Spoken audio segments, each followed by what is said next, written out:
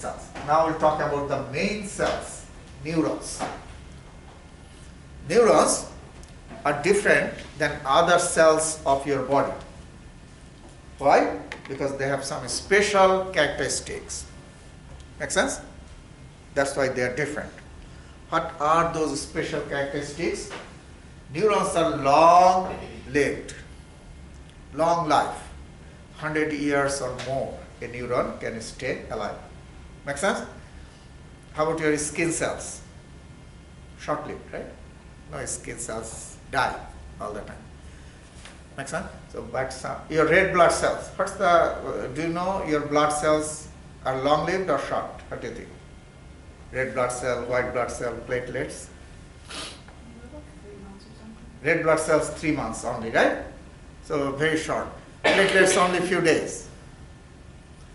But neurons, how long? Can it stay alive?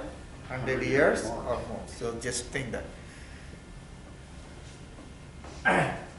Mitotic. Absence of mitosis. Mitosis is what? Cell division, right? You know that? Mitosis.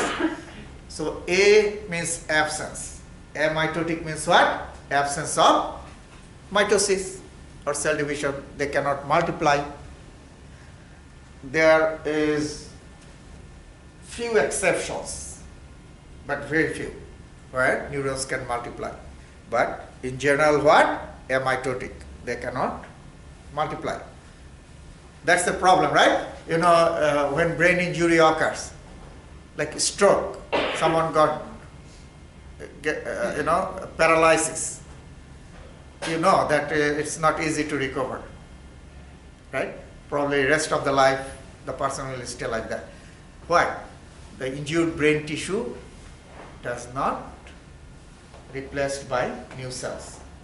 Make sense? So, absence of multiplication, that's a problem. There are few exceptions. Depend on continuous supply of oxygen and glucose. Your brain tissue needs what? Continuous supply of oxygen and nutrition. You all know that. Other tissues don't need, continuous supply. For example, if I block circulation to my hand here, your tissue will still stay alive for, if I block for a couple of minutes, still alive, right? But if I block your circulation to the brain for like few seconds, what will happen? Brain tissue will start to die. You know that. So circulation to the brain needs, continuous circulation is needed to give oxygen and nutrition. Make sense? So if I block your arteries here, you'll immediately, will get unconscious and may even die. So we know that. Electrical signal, I have mentioned that in one sentence, if I ask you what's the function of a neuron, what is that? Production and transmission of what kind of signal? Electrical signal. So we know that neurons produce and transmit electrical signal. So that's how the neurons are different than other cells of your body. Parts of a neuron. So I showed you a little bit here. Now we'll see more detail. The structure of a typical neuron. Okay? So if you see a typical neuron, that means most of the neurons are like this. There is a cell body. From one side of the cell body, you have short, multiple branching processes. These are called what? Dendrites. Short, multiple branching processes.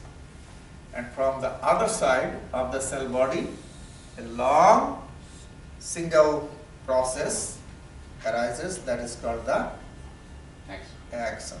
Okay, so dendrites, axon, and this is the cell body. Cell body. Inside the cell body, you have the nucleus, This is normal nucleus, and in the cytoplasm of neuron you will see dark particles. These are called Nissl granules or bodies. Nissl granules or Nissl bodies, same thing, okay, or bodies. Nissl granules or Nissl bodies are highly concentrated chemicals in the endoplasmic reticulum. Highly concentrated chemicals in the endoplasmic reticulum of the cell. Okay. Then, if you see the axon, you see myelin sheath. In peripheral nervous system, the myelin sheath is formed by the Schwann cells. You already know Schwann cells. So this is myelin sheath. So you see here, this is the cell body, nucleus, Nissl bodies or granules. These are the dendrites, axon, okay? And these are the Schwann cells. And Schwann cells form the myelin sheath.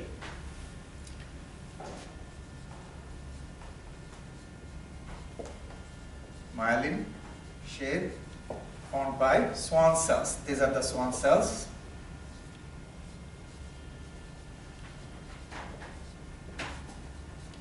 Schwann cells. Okay? And in between the Schwann cells, you see, you have spots. Those are not covered by myelin sheath. So these are open spots, uncovered areas. These are called nodes of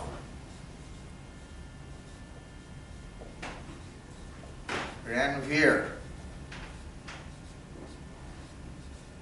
Nodes of Ranvier. Okay.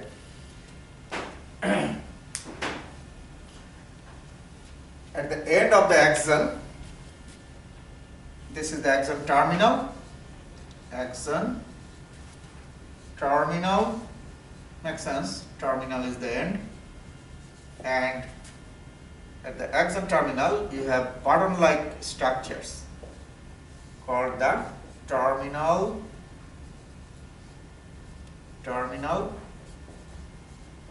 button. Okay, terminal button.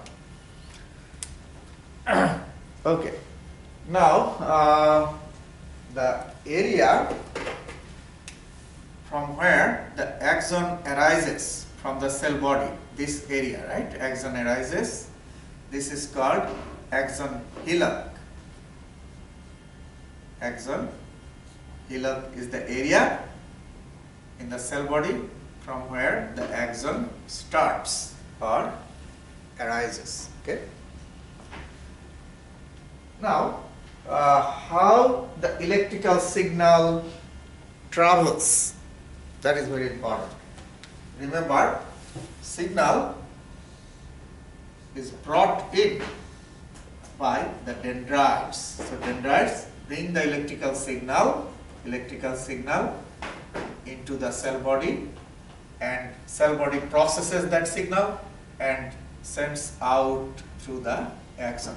So always unidirectional, remember, one way. So axon takes the signal out from the cell body. Is it clear? Dendrites bring the signal in and axon takes what? The signal out. Okay. Now after that, what happens? You see, this is another neuron. This is the cell body. Okay, dendrites. This is the axon. Axon terminal of next neuron. So you see here, this is called a synapse. axon terminal and the dendrite of next cell, they talk to each other. The axon terminal of previous cell meets the dendrite of next cell, and that is called what? That meeting point is called what? Synapse. Neuron to neuron synapse. Makes sense? Neuron to neuron synapse. There is another type of synapse we talked in last class, in neuromuscular junction. Remember that? Nerve ends on the muscle fiber, right? So that is also a synapse. But synapse between what? Neuron and muscle. Make sense? But this one is neuron to neuron. So two types of synapse we have. So this is neuron to neuron synapse. Axon terminal talks to the dendrite of next neuron. And this is again axon terminal of next neuron. So this is another cell body. Okay, dendrites here. Synapse. Okay. So that's how the electrical signal travels. Now this is interesting. We know that synapse has a gap, so not directly attached. So there is a gap. You see here, gap. What happens here? Neurotransmitters work here, are released here and work here. Neurotransmitters, you all have heard neurotransmitter. Neurotransmitter is released here at the synapse. Make sense? So very important, right? So there are some neurotransmitters, they can transmit the signal, make the signal faster, excitatory, and some are inhibitory, can block, right? Because there is a gap. So I can block here or make it faster. Make sense? So there are excitatory neurotransmitter that will make it faster transmission. Inhibitory neurotransmitter will block it, slow down, right? So we have, the medicine we take work mostly on the neurotransmitters, either blocking or enhancing. Make sense? So that's how the brain function we can change or modify. Okay.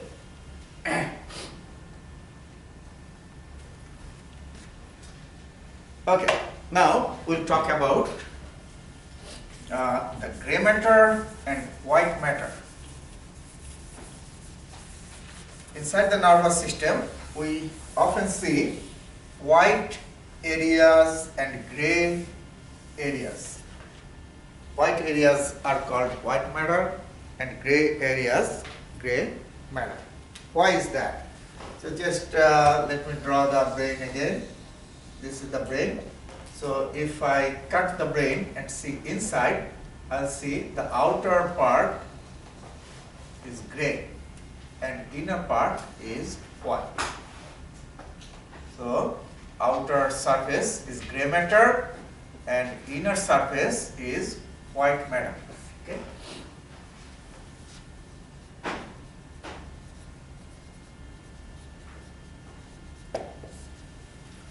Okay. Now, why the outer layer looks gray, inner part looks white? In the outer part, you have the cell bodies of the neurons. So these are the cell bodies of the neurons, axons. These are the axons. Okay, and dendrites. Dendrites are short, multiple. So these are the dendrites. Okay. We know this is how the neuron is: cell body, dendrites, and axon. Inside the cell body, you have granules or bodies called the Nissl granules or Nissl bodies. We know that. So these cell bodies are filled with Nissl bodies. Okay. And the axons are covered by white myelin sheath.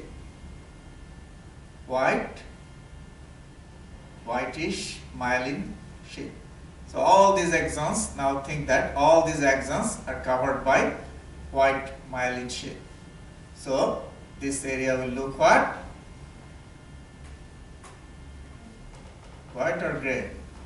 White, because covered by myelin sheath. That's why it is white. Okay, and the nisl granules are here. That's why it looks gray. Okay, so in the gray matter you have the cell bodies and dendrites, and in the white matter you have myelinated axons. That's why the color is different in the outer part and inner part. Make sense? So if you cut the brain, you'll see that white and gray areas. Clear? Okay. So in the white matter, you'll see the myelinated axon. In the gray matter, you'll see cell bodies and dendrites. Now, inside the brain, you will also see nuclei and tracts. What are those?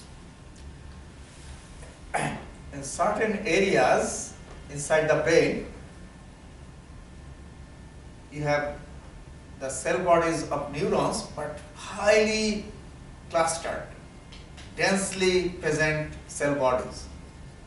Like in this area, you have cell bodies, many, but not that densely packed. In certain locations, for example, here and here, you have very highly packed, densely packed cell bodies. So they will look different, and these are called nuclei. Okay, nuclei. In the cell body, we see nuclei darker than the gray matter. Darker than the gray matter, because you have more cell bodies there. Now, in some areas, we see the myelinated axons, but heavily packed axons like this. Heavily packed, and this is called a tract. Look more white than this part, because more fibers are there. Okay? More darker than this part, because more cell bodies are there. Make sense? Does it make sense? So if you see heavily, densely packed cell bodies, that is nucleus. Okay? And if you see densely packed myelinated sheath, that will look even more white. That's the tract. Bundle of fibers. We say bundle, you can write it down, bundle of fibers are tracts. So this is one tract. I can make another tract here. These fibers are all together. So this is another tract. Okay, bundle. Okay. So you know now what is gray matter, what is white matter, what is nucleus and tract. Types of neurons. Neurons could be different types. Most of the neurons are this. That's why I said typical neuron. Most of the neurons are like this. That means most of the neurons have a cell body, multiple dendrites, and single axon. That's the most common type or typical neuron, called multipolar. Multipolar neuron. Another type of neuron has only one dendrite and one axon. So this is 1, 2. How many processes here? One dendrite, one axon, right? So 2. That's why it is called what? Bipolar. We have another type of neurons in which there is no dendrite, so only one axon. So this is the axon. This whole thing is an axon, remember. So this is the axon. This is the cell body. So only one process, which is the axon, and that's why it is called what? Unipolar. Okay, unipolar. So those are three types of neurons. But most common is the multipolar. Make sense? Multipolar is the typical one, common one. Okay. So here you see these are multipolar because multiple dendrites, one axon. This is one dendrite, one axon. So bipolar, and this one is the cell body, and this is same axon going like this. That's the unipolar. Okay. Synapse. I have already mentioned that synapse could be two types, neuron to neuron, right? This one, neuron to neuron, and in last class I mentioned neuromuscular junction, right? Neuron to muscle. So two types of synapses. So the signal is transmitted by the neurotransmitter released in the synapse. Okay. So this is the axon terminal. If this is a muscle fiber, that is the neuromuscular junction. We already explained, discussed that in last class. And this is the axon terminal. This is another neuron, dendrite. So this is neuron to neuron. Okay, two types of synapses. Most of the cases here, ACH, acetylcholine, is the neurotransmitter. But neuron to neuron, different types of neurotransmitters are released here, like glutamate, GABA. GABA is inhibitory, glutamate is excitatory, right? So excitatory as well as inhibitory. Reflex. Reflex is an autonomic response to a stimulus. Again, reflex is what kind of response? Autonomic. That means voluntary or involuntary? Voluntary. Autonomic. Involuntary, right? So, involuntary or autonomic response to a stimulus. But to be a reflex, there should be a property that is called repeated stimuli will produce same response every time. If you repeat the stimulus, giving the stimulus again and again, the response should be same. Make sense? And the response should be fast, very quick. So those are the three properties of a reflex. Number one, should be voluntary or involuntary? Involuntary. That means autonomic, right? Number two, it should produce same response every time you present the stimulus. Make sense? Repeated stimuli will produce same type of response. And number three, quick or fast. Response should be what? Quick, very fast.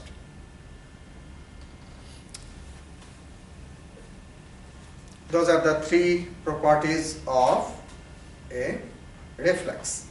Now, you know, sometimes we do the reflex test, right? You go to your doctor's office, doctor, you know, asks you to sit and does what? Hits with a hammer, right? Tiny hammer, right? And see the reflex, right? So, hitting is the stimulus, makes sense? Presenting the stimulus, and response is what? Leg kicks forward, right? That is the response. Every time, if you can hit in right place, your leg will kick what? Which way? Forward, right? It will not go backwards. Make sense? So same direction, the response. So number one, response should be autonomic. You don't do that, right? It happens by itself. If you do it, it is not a reflex. If you intentionally do it, it is not a reflex. Make sense? So it should be involuntary. Number 2 should be quick and in same direction. Make sense? So those are 3 properties of what? Reflex. Okay. Now, how the reflex happens?